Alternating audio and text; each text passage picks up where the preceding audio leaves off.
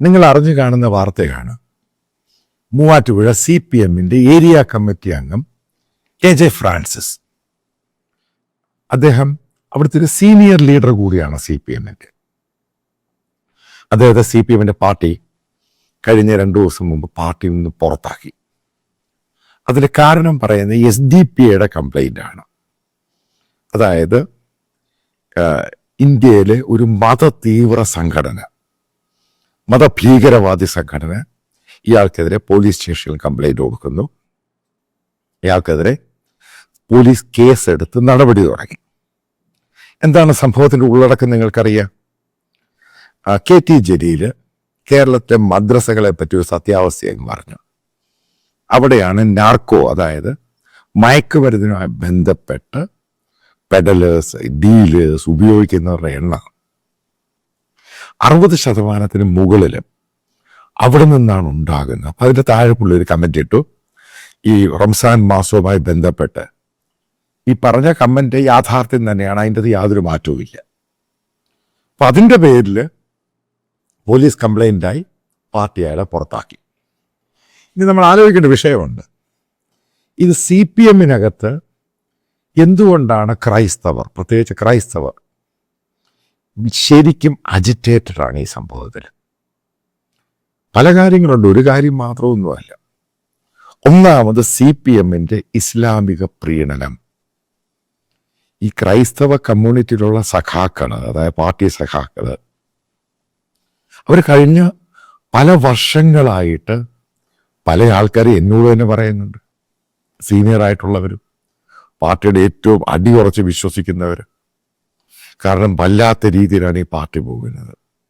പ്രീണനം മാത്രമല്ല, ഒരു സൈഡിൽ കൂടെ ഇസ്ലാമിക തീവ്രവാദത്തെ സപ്പോർട്ട് ചെയ്യുന്ന രീതിയിൽ സ്റ്റേറ്റ്മെൻ്റാണ് മുഖ്യമന്ത്രിയുടെ മരുമോനായ റിയാസ്, കേരളത്തിൻ്റെ നിയമസഭാ സ്പീക്കറുമായ ഷംസീർ നടത്തിക്കൊണ്ടിരിക്കുന്നത്. ഇതെനിക്കറിയത്തില്ല, കേരളത്തിലുള്ള CPMന്റെ ഹിന്ദുക്കളായിട്ടുള്ളവർക്ക് അവർക്കിത് പറയാനുള്ള ധൈര്യമില്ല. ധൈര്യം എനിക്കറിയത്തില്ല, കാരണം റീസൺ എന്താണ്. പക്ഷെ ക്രൈസ്തവർ ഓരോ ഭാഗത്തും അവർക്ക് കിട്ടുന്ന പ്ലാറ്റ്ഫോമിലാണെങ്കിലും പാർട്ടിയുടെ ചട്ടക്കൂടുണ്ട്, അവർ ശക്തമായിട്ട് ഇത് പറയുന്നുണ്ട്. കാരണം ഈ പ്രീണനം മുന്നോട്ട് പോകാൻ പറ്റില്ല. അപ്പം നിങ്ങൾ ആലോചിക്കുക, എന്തുകൊണ്ടാണ് അവരിത് പറയാനുണ്ടായ ഏറ്റവും പ്രധാനപ്പെട്ട കാരണം. അതായത് കേരളത്തിൻ്റെ പൊളിറ്റിക്സ് മാറാൻ പോവുകയാണ്. ഞാനിത് പല ആവർത്തി പറഞ്ഞ പല ആൾക്കാർക്കും വിശ്വാസമായില്ല. CPMന് വോട്ട് ചെയ്യുന്ന CPMന്റെ അനുഭാവികൾ, പാർട്ടിക്കാർ, പ്രവർത്തകർ, നേതാക്കൾ, അവർക്ക് ഏറ്റവും കൂടുതൽ പ്രശ്നമുണ്ടാക്കിയ ഇഷ്യൂ ആണ് ഹമാസിന് അനുകൂലമായിട്ട് CPMന്റെ സ്വരാജും പല നേതാക്കളും ഹമാസിന് വേണ്ടി ഈ സ്റ്റേറ്റ്മെന്റ് കൊടുത്തത്.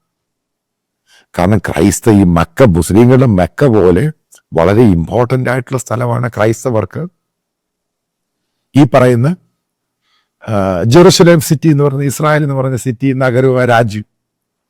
അപ്പം പാർട്ടിക്കകത്തുള്ള ആൾക്കാർക്ക് മെക്കയെ പറ്റി, അതായത് മുസ്ലിങ്ങളായിട്ടുള്ള ആൾക്ക് മെക്കയോ മുസ്ലിങ്ങളെ വിമർശിക്കുന്ന രീതിയിൽ ഒരാൾക്കും പറയാൻ പറ്റത്തില്ല. പക്ഷേ അതിൻ്റെ നേതാക്കൾക്കും മറ്റും ഇസ്രായേലിനെയും ജെറുസലേമിനെ ആക്രമിക്കാം. ഇവിടെയാണ് പ്രശ്നം ഉണ്ടായത്. ഇതുമായിട്ട് ബന്ധപ്പെട്ട് നിങ്ങൾക്കറിയാം, പാർട്ടി സഖാക്കള് ശബരിമലയുമായി ബന്ധപ്പെട്ട ഇഷ്യൂവിൻ്റെ പേരിൽ പാർട്ടി ഇത് പുറത്താക്കാറുണ്ട്. അവർ പിന്നെ അച്ചടക്കത്തോട് ഇതങ്ങ് നിർവഹിച്ചങ്ങ് പോകാറേ ഉള്ളൂ. പക്ഷെ ഇവിടെ ക്രൈസ്തവരുടെ നേരെ തിരിച്ചായിരിക്കും ഉണ്ടാകുന്നത്. ഗോവിന്ദൻ മാഷെ നിങ്ങൾക്ക് അടി കിട്ടും, ലിറ്ററലി അടി കിട്ടും. കാരണം നിങ്ങളുടെ പാർട്ടിയിലെ പല സഖാക്കളും പരോക്ഷമായിട്ടും പ്രത്യക്ഷമായിട്ടും ഈ കാസ എന്ന് പറഞ്ഞ് അവരെ സപ്പോർട്ട് ചെയ്യുന്നുണ്ട്. ശരിക്കും എനിക്കറിയാവുന്ന വസ്തുതയായത്. കാരണം അവർ പറയുന്നത് അങ്ങനൊരു സംഘടന വേണം, ഏതിനെ, ഈ SDP-യും PFI-യും കൗണ്ടർ ചെയ്യാൻ. അതുകൊണ്ട് ഞങ്ങളതിനെ സപ്പോർട്ട് ചെയ്യും. ഞങ്ങൾക്ക് പ്രത്യക്ഷമായിട്ട് ചെയ്യാൻ പറ്റും, പക്ഷെ പരോക്ഷമായിട്ട് അവരുടെ കുടുംബത്തിലെ ഫാമിലി മെമ്പേഴ്സിനോടൊക്കെ ഇതിന് അനുകൂലമായ നിലപാടെടുക്കണമെന്ന് പറഞ്ഞിട്ടുണ്ട്. കാരണം ഇവർ പൊതുപ്രവർത്തകരാണ്. അതുകൊണ്ടാണ് ഗോവിന്ദൻ മാഷ് ഈ കാസക്കെതിരെ സ്റ്റേറ്റ്മെൻറ്റുമായിട്ട് വന്നത്. അല്ല, വെറുതെ വന്നൊന്നുമല്ല. CPM സംസ്ഥാന ജനറൽ സെക്രട്ടറിക്ക് ഒന്നുമല്ലാത്ത ഈ ഗാസയെ പറ്റി ഒരു സ്റ്റേറ്റ്മെന്റ് കൊടുക്കേണ്ട ആവശ്യമുണ്ട്.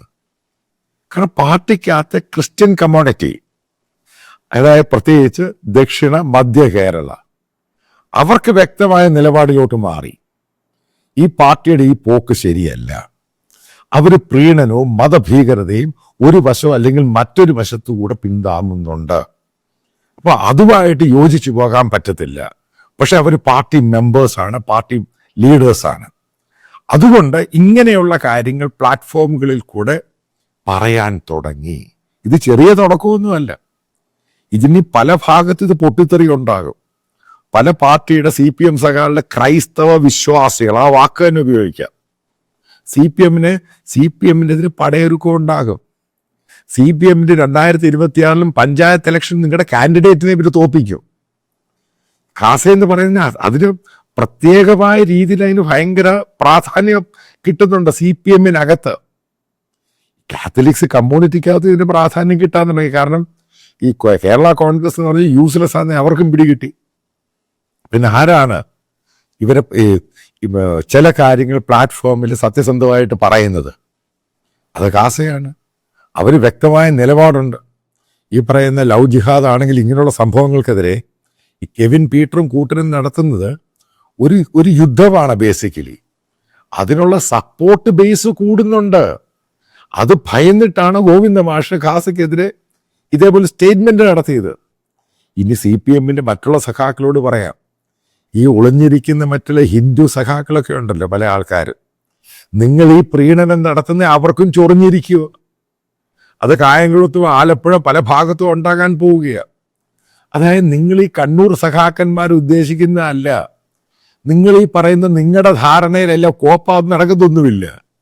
നിങ്ങൾക്കെതിരെ ശക്തമായ രീതിയിൽ പാർട്ടിക്കകത്ത് തന്നെ ഒരു പൊളിച്ചെഴുത്തുണ്ടാകും. മുഖ്യമന്ത്രിയും മരുമോനും സ്പീക്കറും ഷംസീറും ഗോവിന്ദൻ മാഷും ഒക്കെ പറഞ്ഞ് പോകത്തേ ഉള്ളൂ. കാരണം ഗ്രൗണ്ടിൽ പ്രവർത്തിക്കുന്നവരാണ് ഇവർ. ഇത് പൊട്ടിത്തെറിയുടെ തുടക്കം മാത്രമാണ്. അതായത് മനസ്സിലാക്കുക, ഇസ്രായേൽ എന്ന് പറയുന്ന അവിടെ അവരുടെ ഹോളി സിറ്റി മാത്രമല്ല. കാരണം വളരെയധികം മലയാളികൾ അവിടെ ജോലി ചെയ്യുന്നുണ്ട്. ഇവരുടെയൊക്കെ ഫാമിലിയിൽ നിന്ന് പോയിട്ടുണ്ട്. അപ്പോൾ അതിനെ തകർക്കുന്ന രീതിയിൽ വളരെ മോശമായിട്ട് CPMന്റെ അകത്തു നിന്നും അതിനെ അതിശക്തമായ രീതിയിൽ എതിർക്കുകയും ഹമാസിന് അനുകൂലമായി നിലപാടെടുക്കുന്ന CPM നേതാക്കൾ, അതേപോലെ SDPIക്കാർ, അവർക്കെതിരെ നിങ്ങൾ ഈ പാർട്ടി പ്രവർത്തകർ മൗനമായിട്ടിരിക്കുക, ധാരണയൊന്നും വരരുത്. അവരെ എതിർക്കേണ്ട സമയത്ത് പൂർണ്ണമായിട്ടും എതിർക്കും. നിങ്ങൾ എന്ത് പാർട്ടിയും കോപ്പും പറഞ്ഞാൽ ആ ലൈനിനെയൊക്കെ ഒരു ഭേദിക്കും. ഈ ഫ്രാൻസിസിന്റെ കാര്യം ടിപ്പ് ഓഫ് ഐസ്ബർഗ് മാത്രമാണ്. ഇത് പലയിടത്തും ആവർത്തിക്കും. കാരണം പല ലോക്കലായിട്ടുള്ള ആൾക്കാരുമായിട്ട് എനിക്ക് ബന്ധമുണ്ട്. ഇവര് ഞാനുമായിട്ടൊക്കെ സംസാരിക്കും. കാരണം എനിക്ക് പല ലോക്കൽ ഡേറ്റ ഒക്കെ എടുക്കാൻ വേണ്ടി. ഇവർക്കകത്തൊക്കെ വലിയ പൊട്ടലിന്റെ സംഭവത്തിൽ നിൽക്കുവാണ്. കാരണം പ്രീണനം ഈ രീതിയിൽ പോകാൻ പറ്റത്തില്ല, അല്ലെങ്കിൽ പാർട്ടി വേണ്ട. അപ്പൊ അവർക്ക് അടുത്തൊരു പ്ലാറ്റ്ഫോം വേണം. അതാണ് ഈ ഖാസ എന്ന് പറയുന്ന സാധനം ഉയർന്നു വരുന്നത്. അതുകൊണ്ടാണ് ഖാസയ്ക്ക് പ്രാധാന്യമുണ്ട്. അതായത് വരാനുള്ള ദിവസങ്ങളിൽ, അതായത് ഇസ്ലാമിക തീവ്രതയ്ക്കെതിരെ നിൽക്കുന്ന ഖാസയെ പിന്തുണയ്ക്കാൻ ഏറ്റവും കൂടുതൽ ആൾക്കാർ വരുന്നത് CPM നിന്നായിരിക്കും. അത് 100% ഉറപ്പാണ്. കാരണം അവർക്കൊരു പ്ലാറ്റ്ഫോം വേണം. അവർക്കിത് കണ്ടു മടുത്തു. ഈ പ്രീണനവും ഹമാസിന്റെ സപ്പോർട്ടും എല്ലാ തീവ്രതയെ സപ്പോർട്ട് ചെയ്യുന്ന ഒരു വിഭാഗത്തെ പാർട്ടി സപ്പോർട്ട് ചെയ്യുമ്പോൾ അവർക്കതിനെ പിന്തുണയ്ക്കാൻ കഴിയില്ല. ഇതായിരുന്നു ഗുഡ് ബൈ ടു CPM എന്നുള്ള സംഭവം ഇല്ലയോ? ഇനി വരാനുള്ള ദിവസങ്ങളിൽ കാണാൻ പോകുന്നു. ഗോവിന്ദൻ മാഷിനും പിണറായി വിജയനും അപ്പോഴേ ശരിക്കും പണി കിട്ടത്തുള്ളൂ. നോക്കാം എന്താണ് വരാൻ പോകുന്നതെന്ന്. ഈ പറയുന്നത് ഒരു റിക്വസ്റ്റാണ്, പക്ഷേ ഇത് മാൻഡേറ്ററി അല്ല. ഈ ചാനൽ പൂർണ്ണമായിട്ടും ഫ്രീ ആയിരിക്കും. പക്ഷെ നിങ്ങൾക്കറിയാം, ഈ യൂട്യൂബ്, ഗൂഗിളിൽ നിന്ന് കിട്ടുന്നത് അത് ഒരു പരിധി വരെ അതിനകത്ത് ഇതിൻ്റെ എക്സ്പെൻസുമായിട്ട് കമ്പയർ ചെയ്യാൻ പറ്റുകയുള്ളൂ. അപ്പം ഇതിൻ്റെ താഴെ ഇതിൻ്റെ കമൻറ്റ് ബോക്സിൽ അപ്പം ബാങ്ക് ഡീറ്റെയിൽസും കറണ്ട് അക്കൗണ്ടാണ് പിൻ ചെയ്തിട്ടുണ്ട്. പിന്നെ വീഡിയോയിൽ ഇതിൻ്റെ സ്കാനറുണ്ട്. അപ്പം നിങ്ങൾക്ക് താല്പര്യമുള്ളവർക്ക് അത് കോൺട്രിബ്യൂട്ട് ചെയ്യാം. മേക്ക് ഇറ്റ് ക്ലിയർ, ഇത് കംപ്ലീറ്റ്ലി ഫ്രീ ആയിരിക്കും. കുറച്ച് എക്സ്പാൻഷൻ പ്ലാനുകളൊക്കെ ഉണ്ട്. നല്ല മാൻ പവർ വേണം, കുറച്ച് കൂടുതൽ നല്ല ടെക്നോളജി വേണം. അതിനൊക്കെ സ്പെൻഡ് ചെയ്യണം. കാരണം ആൾക്കാരുടെ വ്യൂസ് കൂടുന്നുണ്ട്. നിങ്ങൾക്കറിയാം, എനിക്ക് ഈ പറയുന്ന ഒരു വലിയ സബ്സ്ക്രിപ്ഷനൊന്നുമില്ല. സഹകരിക്കാൻ താല്പര്യമുള്ളവർക്ക് സഹകരിക്കാം. ഒരു കാരണവശാലും ഇത് നിർബന്ധമോ മാൻഡേറ്ററി അങ്ങനെ ഒന്നും തന്നെയല്ല.